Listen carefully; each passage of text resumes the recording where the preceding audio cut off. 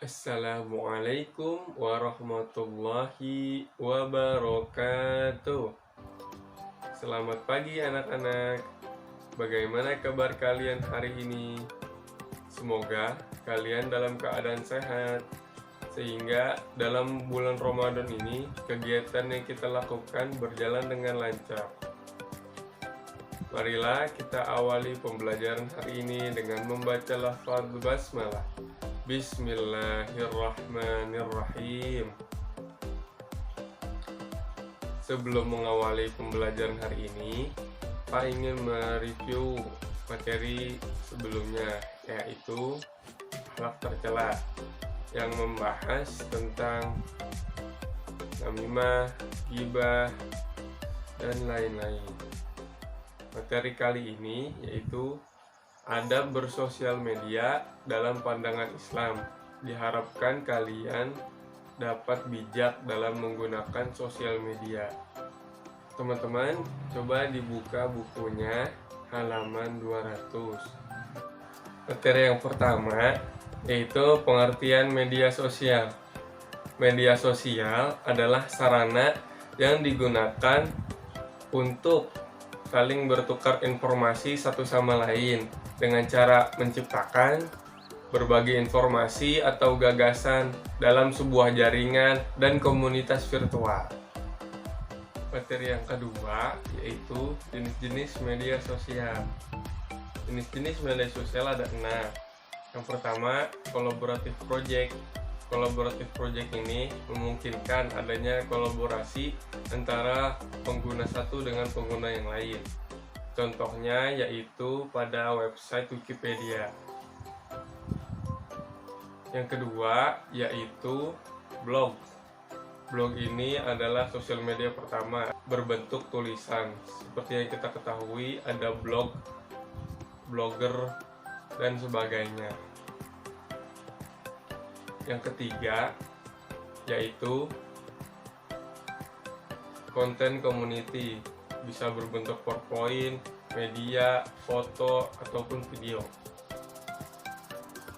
Yang keempat yaitu social networking sites.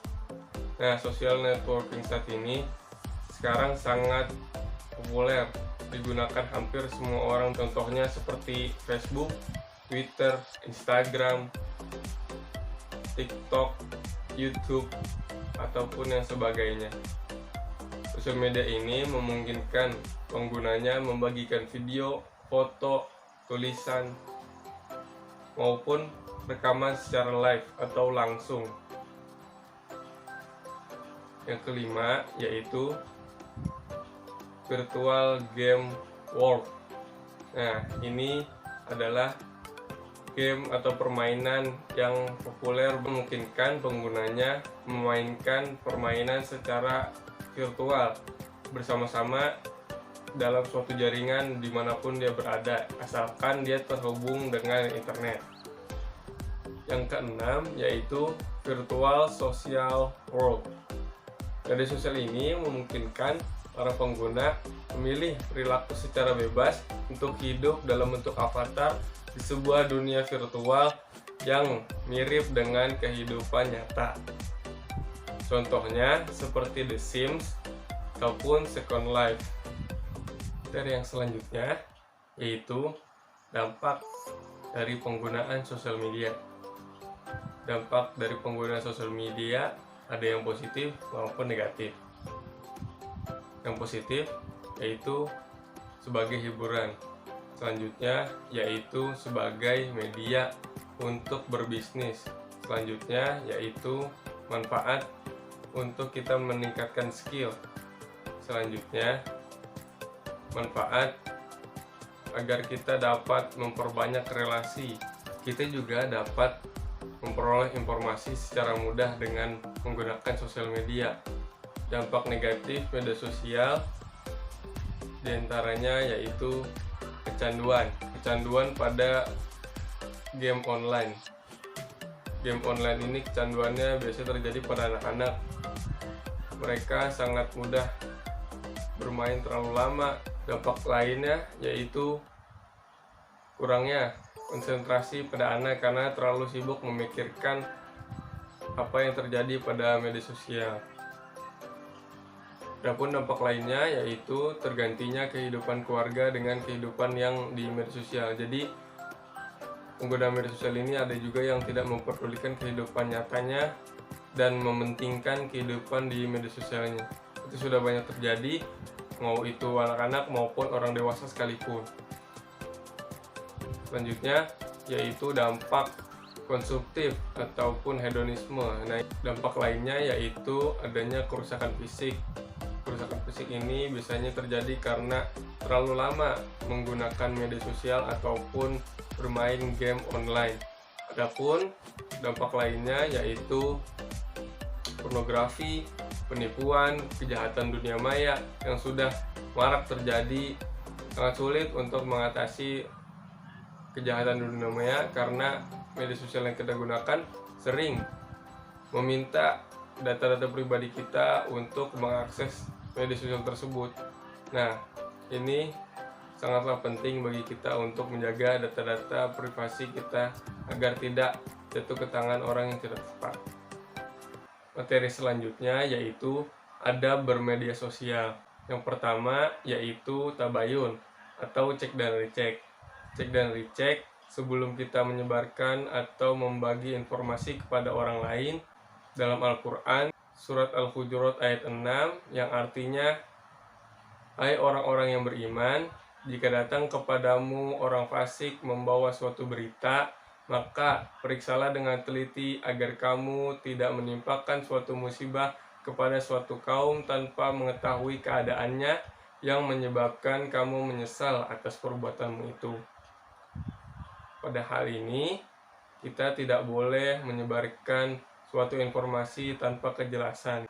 Kita juga harus menghindari sikap namimah atau mengadu domba atas sesama orang ketika kita menggunakan media sosial. Yang paling penting, kita harus bijak dalam menggunakan media sosial. Nah, kali ini teman-teman bisa menanggapi contoh yang ada. Ini adalah contoh dari konten media sosial yang bermanfaat, yaitu berdakwah di TikTok, ada juga yang belajar bahasa di YouTube. Nah, ini adalah contoh negatif dari bermedia sosial. Coba teman-teman semua menanggapi contoh-contoh tersebut. Kesimpulan dari contoh kasus yang sudah diberikan tadi dan juga telah ditanggapi bahwa media sosial ini bermanfaat bagi kita yang menggunakannya dengan bijak. Akhirnya, pembelajaran hari ini telah selesai. Sebelum kita menutup pembelajaran hari ini, kita review dulu materi apa yang sudah kita pelajari hari ini, yaitu pengertian media sosial, jenis-jenis media sosial, dampak positif maupun negatif dari media sosial, adab dalam menggunakan media sosial, dan yang terakhir, contoh-contoh kasus.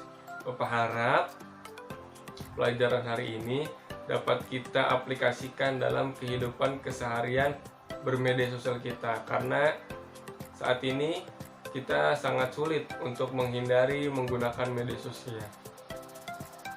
Tugas bagi kalian, Pak ingin kalian membuat konten media sosial yang bermanfaat.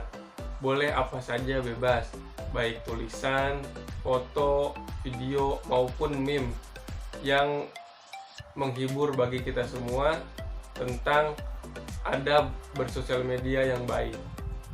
Terima kasih kepada teman-teman yang sudah memperhatikan dan juga memberi tanggapan secara aktif untuk pembelajaran kita hari ini.